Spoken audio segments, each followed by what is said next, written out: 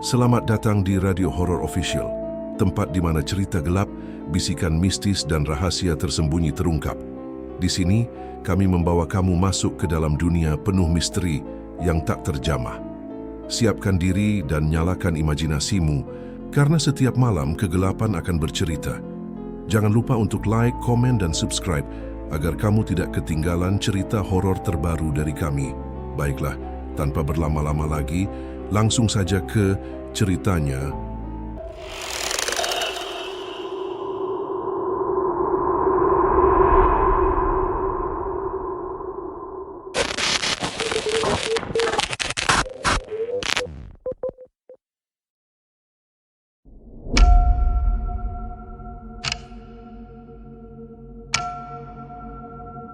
Empat orang pemuda asal Bogor, Raka, Doni, Fajar, dan Rini, mutuskan untuk mendaki Gunung Salak lewat jalur lama yang sudah lama ditutup warga sekitar.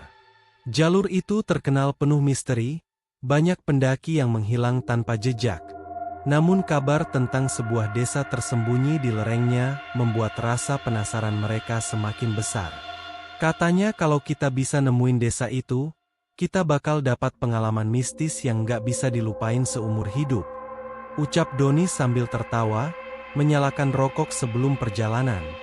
Rini, satu-satunya perempuan di kelompok itu, tampak ragu. Aku gak yakin guys. Gunung Salak kan angker. Banyak cerita pesawat jatuh, orang hilang, sampai ritual-ritual aneh. Apa kita yakin mau lewat jalur itu? Namun Raka, yang paling cerdas sekaligus pemimpin kelompok, menampar bahunya. Santai aja, Rin. Kita cuma mau eksplor, bukan macem-macem. Lagi pula, katanya desa itu bisa jadi tempat singgah kalau kita tersesat. Perjalanan dimulai dari sore hari. Mereka berjalan melewati hutan yang semakin lama semakin gelap. Semak belukar rapat, pohon-pohon besar menjulang, dan suara hewan malam mulai terdengar. Anehnya, begitu masuk jalur lama, udara berubah lebih dingin. Burung-burung hening, hanya suara angin berdesir seakan membawa bisikan samar. Sesekali, mereka merasa ada yang mengikuti dari belakang, namun setiap menoleh, yang terlihat hanya kabut tipis yang turun perlahan. Fajar mencoba menenangkan suasana dengan bercanda, tapi kejadiannya sendiri tak bisa menutupi rasa cemas. Jangan-jangan nanti kita malah ketemu desa orang gaib, bukannya desa biasa. Rini langsung menutup jaketnya. Kalau benar begitu, kita bisa balik kan? Tanyanya pelan. Namun Raka hanya tersenyum samar, tanpa menjawab. Mereka terus berjalan semakin dalam, tanpa menyadari bahwa langkah kaki pertama mereka di jalur terlarang itu akan membawa mereka masuk ke desa arwah yang tak pernah tercatat di peta dunia. Malam kian pekat. Kabut turun begitu cepat seolah menelan seluruh hutan. Cahaya senter mereka hanya mampu menembus beberapa langkah ke depan. Selebihnya hanyalah putih pekat yang menyesakkan. Kompas gue error, kata Fajar sambil menatap jarum kompas yang berputar tanpa arah. Padahal tadi masih normal. Raka mengeluarkan GPS kecil dari sakunya, namun hasilnya sama. Layar hanya menampilkan sinyal berkedip merah tanpa koordinat. Seakan mereka berada di tempat yang tidak pernah diakui sebagai bumi. Gimana ini? Kalau kita nggak nemu tempat buat ngecamp, bisa bahaya? Rini mulai panik, suaranya bergetar. Mereka berhenti sejenak, mencoba mencari jalan pulang, namun setiap arah terasa sama. Pohon-pohon menjulang gelap, dan jalan setapak seolah hilang ditelan kabut. Lalu, tiba-tiba, lihat deh, seru Doni sambil menunjuk ke arah timur. Di balik kabut, samar-samar terlihat cahaya kuning redup, seperti lampu rumah. Bukan satu, melainkan beberapa titik cahaya yang berderet, seolah-olah ada perkampungan di balik gelap hutan. Serius itu lampu rumah? Tanya Fajar ragu. Kok bisa ada kampung di ketinggian segini? Raka tersenyum lega, seolah menemukan harapan. Syukur banget. Mungkin itu desa yang diceritain orang-orang. Kita bisa numpang istirahat, terus besok pagi cari jalan turun. Namun Rini justru merasa bulu kuduknya meremang. Tapi kok aneh ya? Cahaya lampunya kayak gak nyata. Kayak berpendar, bukan kayak lampu ngomong biasanya. Suara-suara aneh tiba-tiba terdengar dari kejauhan. Bukan suara hutan biasa, melainkan seperti suara bisikan orang banyak yang bercampur, kadang terdengar tawa, kadang terdengar tangisan lirih. Meski perasaan tidak enak semakin kuat, langkah kaki mereka tetap bergerak mendekati sumber cahaya itu, seolah ada yang menarik mereka untuk datang. Mereka belum tahu bahwa cahaya tersebut bukanlah pertanda keselamatan, melainkan jalan masuk menuju desa arwah. Setelah berjalan hampir 1 jam mengikuti cahaya samar itu, akhirnya mereka tiba di sebuah desa kecil yang tersembunyi di tengah hutan lebat. Rumah-rumah berdiri rapat, terbuat dari kayu dan bambu, dengan atap ijuk yang sudah tampak tua. Lampu-lampu minyak bergelantungan di depan rumah, memberikan cahaya kegelapan yang temaram. Anehnya, desa itu terlihat hidup namun sangat sunyi. Tak ada suara ayam, tak ada gonggongan anjing, hanya kesunyian yang menusuk telinga. Tiba-tiba, dari balik salah satu rumah, seorang lelaki tua muncul. Wajahnya keriput, tubuhnya kurus, dan matanya seperti tak pernah tidur. Ia tersenyum, meski senyumnya terasa kaku. "Selamat datang, nak," katanya dengan suara serak. "Kalian pasti lelah. Masuklah, di sini kalian aman." Satu persatu, penduduk lain mulai keluar dari rumah mereka. Wajah mereka memerah, memunculkan mata kosong, namun senyum mereka sama, tipis dan kaku. Jumlah mereka semakin banyak, seolah sudah menunggu kedatangan rombongan pendaki itu sejak lama. Rini menggenggam tangan Fajar erat-erat. "Aku tidak suka tempat ini. Mereka sepertinya bukan manusia biasa." Namun Doni menampar bahunya. "Udahlah, Rin. Yang penting kita bisa istirahat. Besok pagi baru cabut. Lagian warga sini ramah kok." Raka, yang lebih rasional, mencoba berbicara dengan salah satu warga. "Pak, desa ini namanya apa ya? Kok nggak ada di peta?" Lelaki tua tadi hanya tersenyum samar. "Desa ini sudah lama tidak disebut-sebut orang. Tapi bagi yang tersesat, desa ini akan selalu terbuka." Jawaban itu membuat bulu kuduk Raka berdiri. Kata-kata si lelaki terdengar seperti teka-teki. Namun sebelum ia sempat bertanya lebih jauh, seorang ibu-ibu keluar sambil membawa kendi air dan menyuruh mereka singgah di rumah kosong di ujung desa untuk beristirahat.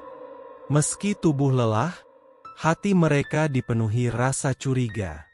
Ada sesuatu yang ganjil di desa itu. Warga memang ramah, tapi memunculkan mata mereka seperti menyimpan rahasia kelam. Dan malam baru saja dimulai malam itu, keempat pendaki beristirahat di rumah kosong yang ditunjukkan oleh warga. Rumah itu sederhana, berdinding anyaman bambu dengan lantai papan kayu yang sudah berderit setiap diinjak. Di dalam rumah hanya ada tikar usang, lampu minyak kecil, dan bau apek yang menusuk. Meski begitu, mereka terlalu lelah untuk mengeluh. Namun, Rini tidak bisa tidur. Matanya terus melirik ke celah dinding bambu.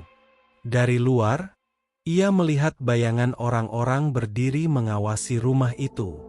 Mereka tidak bergerak, hanya berdiri diam dengan menggali kosong menembus celah dinding. "Raka, kamu lihat enggak?" bisik Rini, gemetar. Raka membuka matanya setengah, lalu menoleh. Namun saat ia melihat keluar, bayangan-bayangan itu menghilang, seolah tak pernah ada. "Kamu cuma capek. Tidur aja," katanya, berusaha menenangkan. Tapi keanehan tidak berhenti di situ. Fajar yang mencoba tidur justru terbangun karena mendengar suara gamelan dari jarak jauh. Alunannya pelan, mendayu, namun semakin lama semakin jelas. Denger nggak? Ada gamelan?" Fajar menegakkan badan, wajahnya pucat. Doni tertawa kecil, mencoba menutupi rasa takut. "Mungkin warga sini lagi latihan kesenian tradisional. Namanya juga desa terpencil." Namun Rini langsung menggeleng. "Enggak, aku pernah dengar suara kayak gitu. Katanya itu suara gamelan gaib, pertanda ada ritual." Tiba-tiba pintu rumah mereka diketuk 3 kali. Tok, tok, tok. Pelan, tapi jelas di tengah malam yang sunyi. Semua saling pandang, tak ada yang berani bergerak. Raka akhirnya maju perlahan, membuka pintu. Di luar, seorang wanita tua berdiri. Wajahnya cetak, rambutnya tergerai, dan matanya menatap kosong. Ia tersenyum tipis lalu berbisik, "Besok malam, kalian ikut pulang jiwa. Jangan sampai menolak." Setelah berkata begitu, wanita itu berbalik dan berjalan menjauh, tubuhnya perlahan memudar dan ditelan kabut.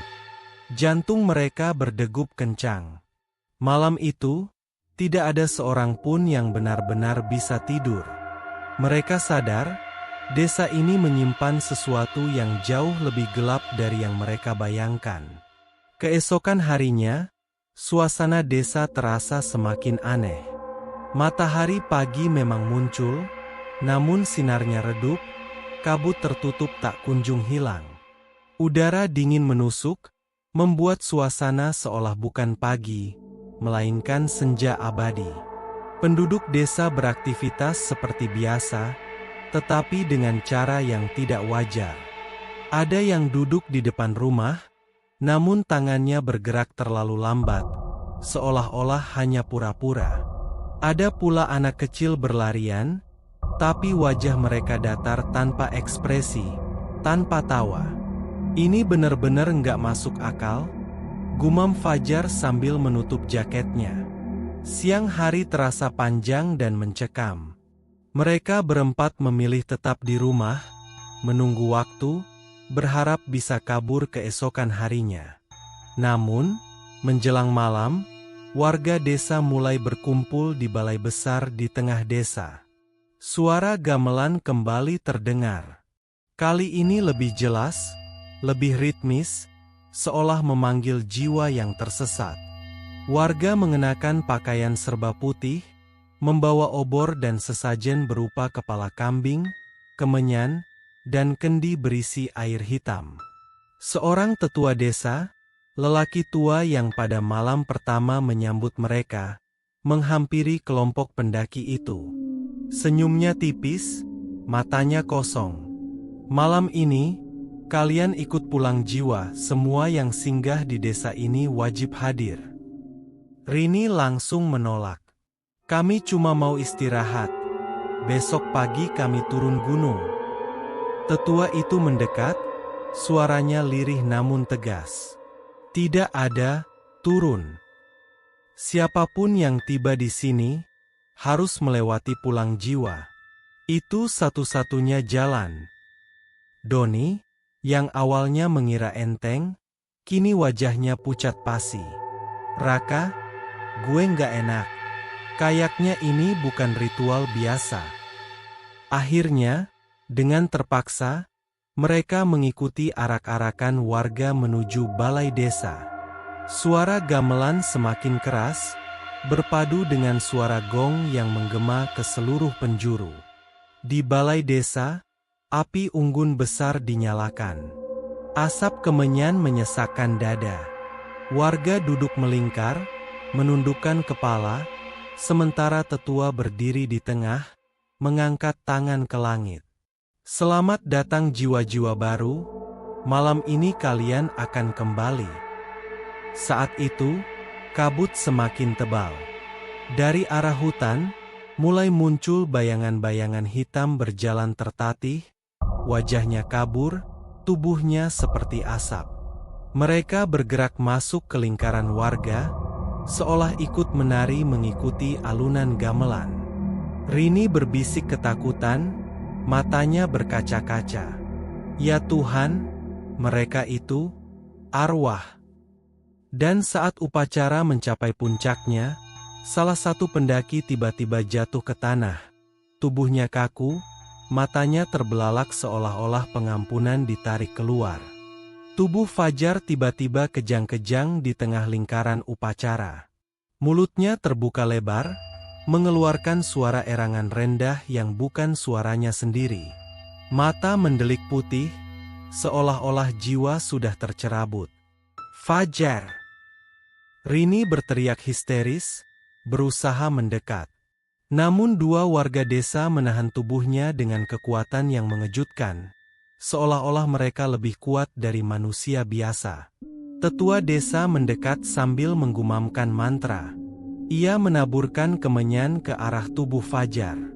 Saat itu, suara gamelan berubah semakin cepat, semakin mencekam. Tiba-tiba, dari mulut Fajar keluar suara parau. Berat, sama sekali bukan miliknya. Aku pulang. Warga desa bertepuk tangan pelan, tersenyum puas, seolah sedang menyambut kedatangan tamu istimewa. Doni mundur beberapa langkah, wajahnya pucat. Raka, ini gila. Itu bukan Fajar lagi.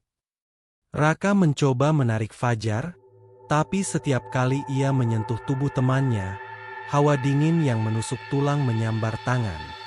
Fajar kini berdiri, meski matanya kosong, lalu ikut menari bersama arwah-arwah hitam di tengah api membungkuk. Dia bukan manusia lagi, gumam Rini, hampir menangis. Tetua desa menoleh ke mereka sambil berkata, suaranya tegas namun menyeramkan. Dia telah diterima. Satu jiwa telah pulang. Sekarang giliran kalian. Doni langsung memberontak. Gila lo, kita nggak ikut bakalan. Tapi tiba-tiba, suara gong berbunyi keras. Dari balik kabut, semakin banyak bayangan hitam muncul, berputar di sekeliling mereka. Suara tawa, tangisan, dan bisikan bercampur, membuat kepala mereka berputar, seolah jiwa mereka ditarik untuk ikut bergabung. Rini menutup telinga dan menjerit, sementara Raka menggenggam golok kecil yang ia bawa, meski tahu tak ada gunanya melawan makhluk gaib. Upacara itu belum selesai.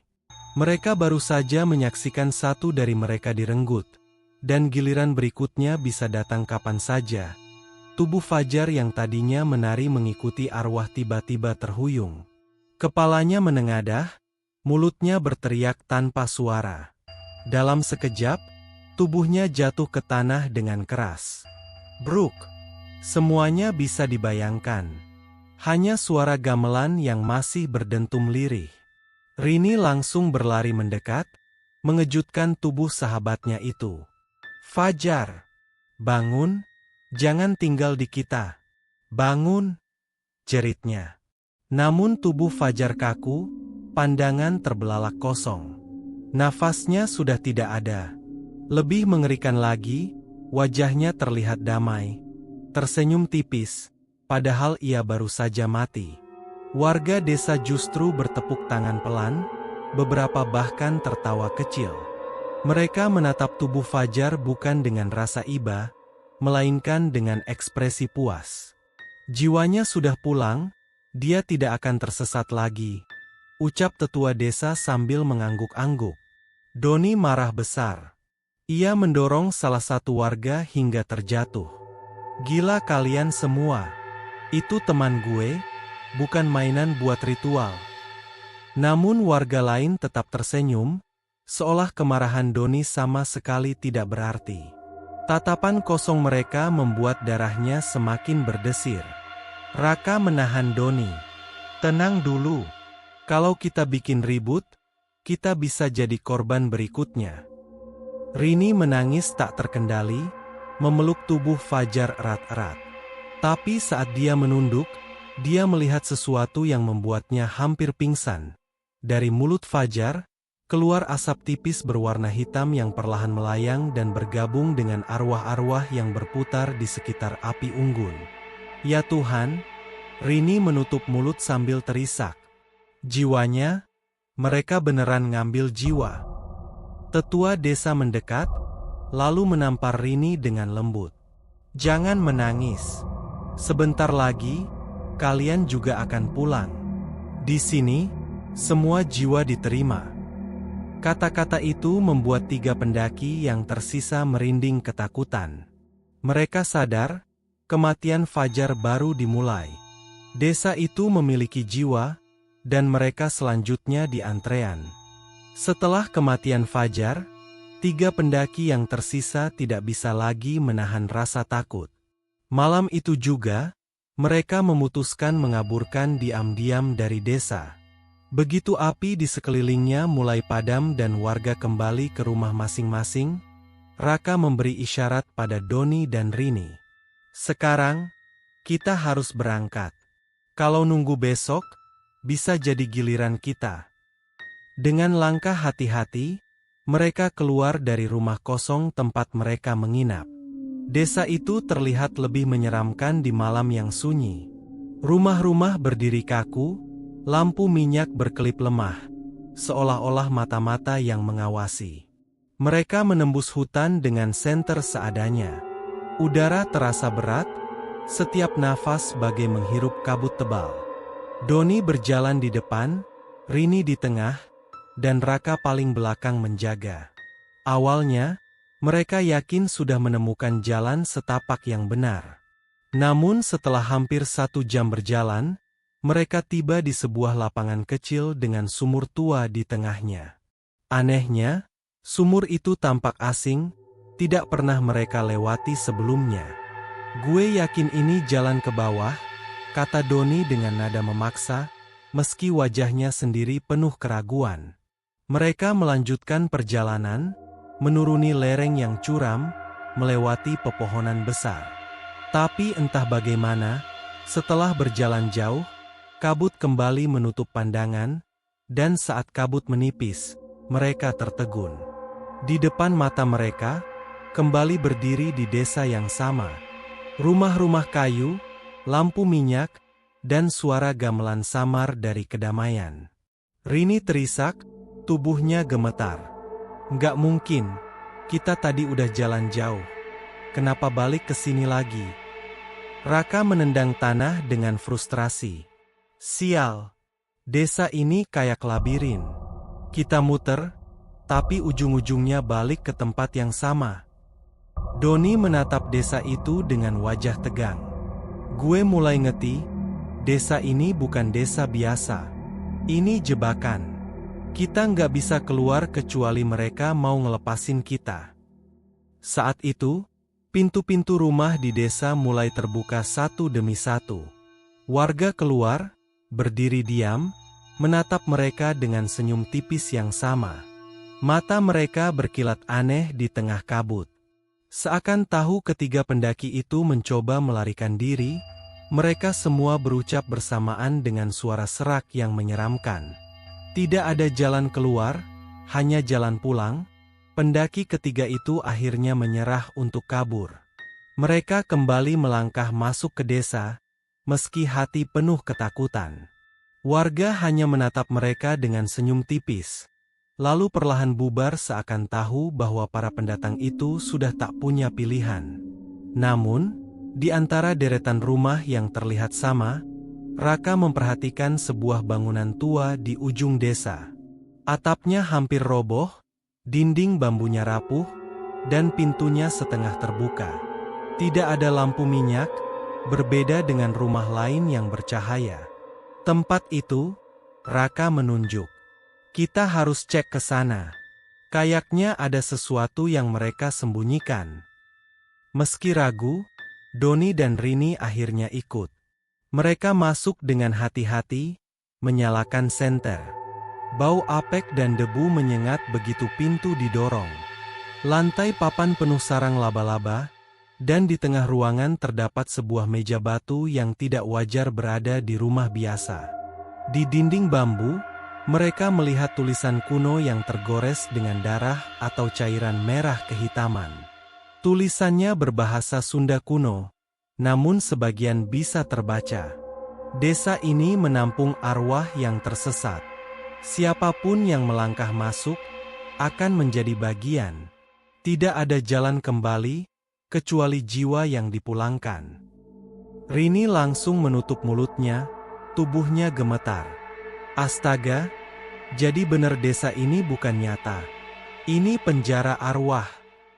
Doni mendekati meja batu itu, dan melihat bekas goresan kuku di permukaannya, seperti seseorang yang pernah berusaha melawan.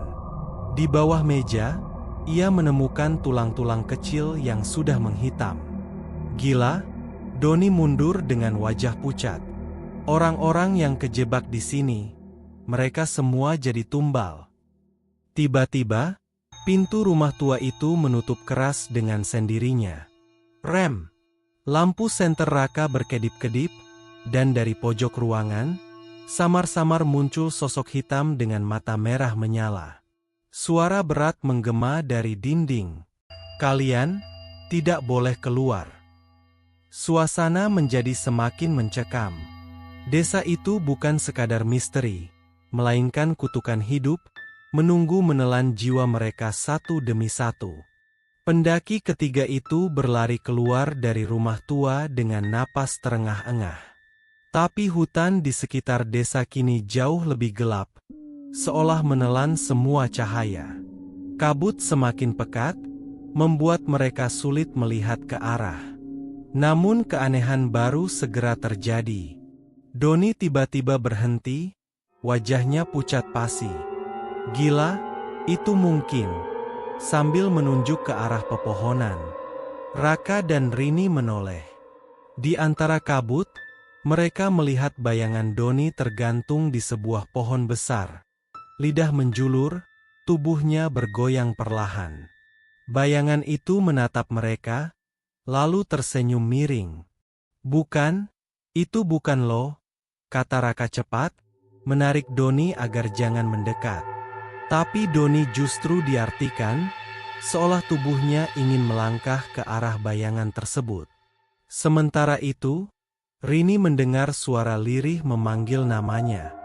"Rini, pulanglah, ikut aku." Suara itu akrab sekali. Ia menoleh, dan dari balik kabut muncul sosok ibunya, mengenakan daster putih, wajahnya penuh kasih sayang. "Ibu?" Rini melangkah maju, air mata mengalir. Raka segera menahan lengannya. "Rin, itu bukan ibumu. Jangan percaya." Rini meronta, "Tapi itu suara ibu. Aku kenal banget." Tiba-tiba sosok wajah itu berubah pucat, mata hitam legam, mulut terbuka lebar hingga ke telinga, lalu mengeluarkan suara teriakan panjang yang memekakkan telinga. Ikut." Rini menjerit histeris dan terjatuh terduduk. Sementara itu, Raka sendiri mulai merasakan tubuhnya berputar. Dari kejauhan, ia melihat dirinya sendiri sedang duduk bersimpuh di tanah, menangis darah, sambil berbisik, "Kamu nggak akan pernah keluar. Kamu sudah mati di sini." Raka menyeringaikan gigi, berusaha sadar.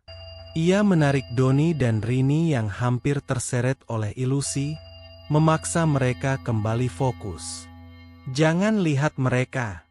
Jangan mendengarkan suara mereka. Itu semua jebakan.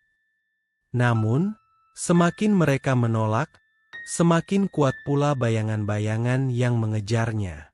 Tawa, menangis, dan bercampur aduk, membuat malam di desa arwah itu seperti neraka tanpa pintu keluar.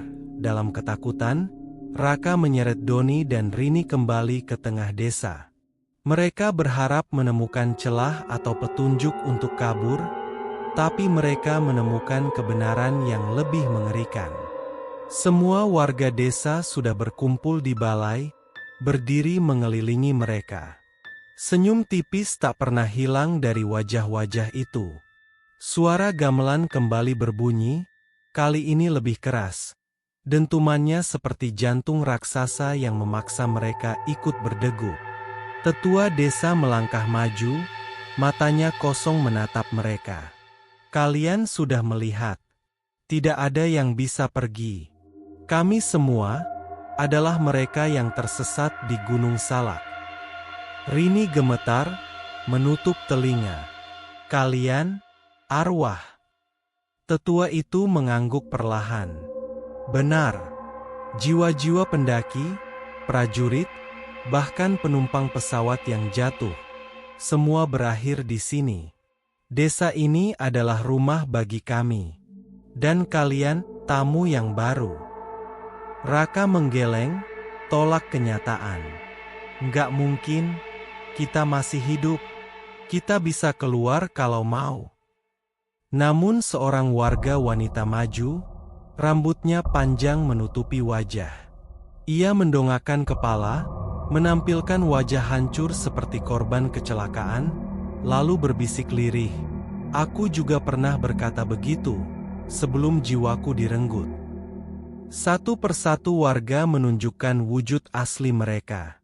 Ada yang kepalanya hancur, ada yang tubuhnya gosong, ada pula yang wajahnya penuh luka menganga.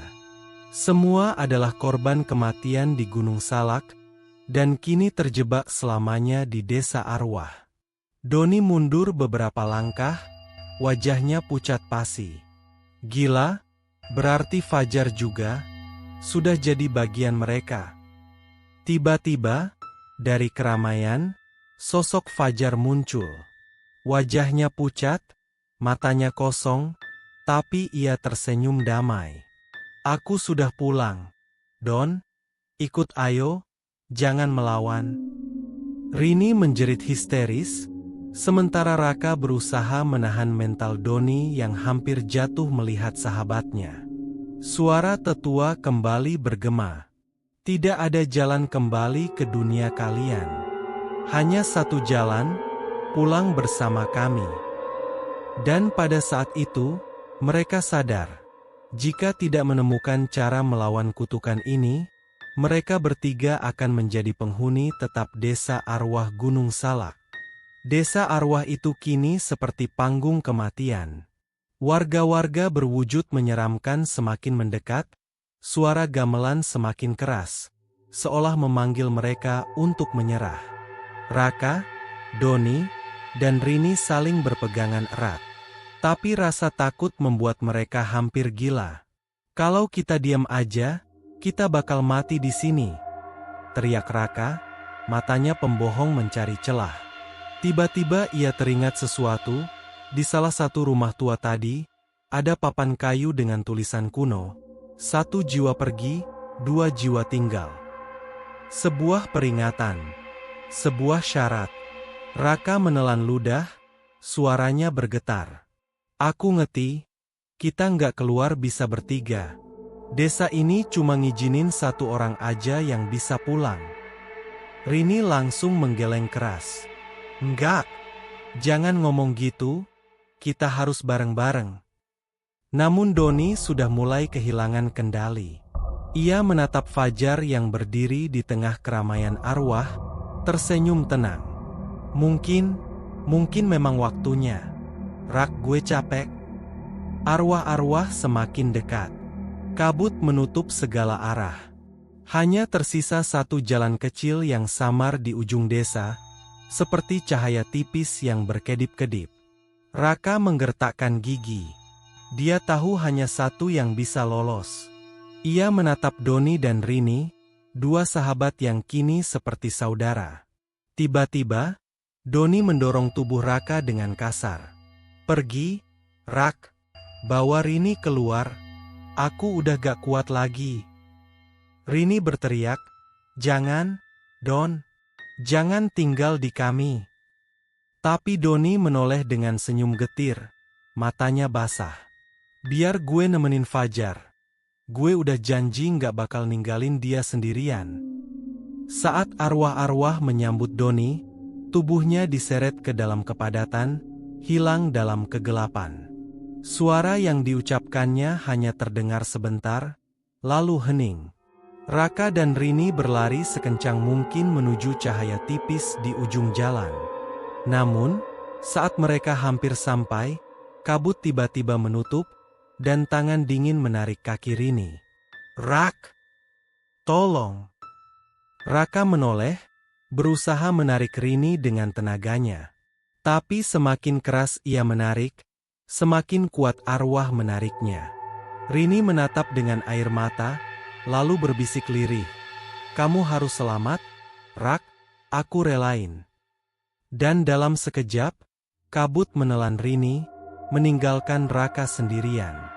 Dengan terengah-engah, Raka menerobos cahaya itu, dan tiba-tiba ia terbangun di pinggir hutan, di kaki Gunung Salak, sendirian. Udara pagi menyambutnya. Burung-burung berkicau. Sepertinya tak pernah ada desa arwah. Namun, saat ia menoleh ke belakang, di tanah basah terlihat dua bayangan samar. Siluet Doni dan Rini yang berdiri memperhatikan. Suara gamelan lirih terdengar dari kejauhan, seolah berbisik. "Satu jiwa pergi, dua jiwa tinggal." Raka menangis keras, sadar bahwa ia selamat, tapi kehilangan dua sahabatnya yang kini menjadi penghuni desa arwah Gunung Salak. Sahabat pendengar, itulah kisah tentang 3 pendaki yang tersesat di lereng Gunung Salak, hingga menemukan sebuah desa yang tak pernah tercatat di peta, Desa Arwah. Hanya satu yang berhasil kembali, namun dengan harga yang sangat mahal. 2 sahabatnya menjadi penghuni tetap desa gaib itu, selamanya terjebak di balik kabut Gunung Salak. Dan konon, hingga hari ini, suara gamelan masih terdengar di malam-malam tertentu, dari arah gunung yang dikenal angker itu. Jika suatu saat kalian mendengar tabuhan gamelan dari pendakian saat mendaki, jangan pernah berturut-turut, karena mungkin saja kalian sedang dipanggil oleh desa arwah. Ingatlah, gunung bukan hanya soal alam dan jalur pendakian. Ada dunia lain yang berdiri sejajar dengan kita, menunggu jiwa-jiwa yang lengah untuk selamanya tersesat. Apakah kalian berani melewati jalur itu sendirian di malam hari?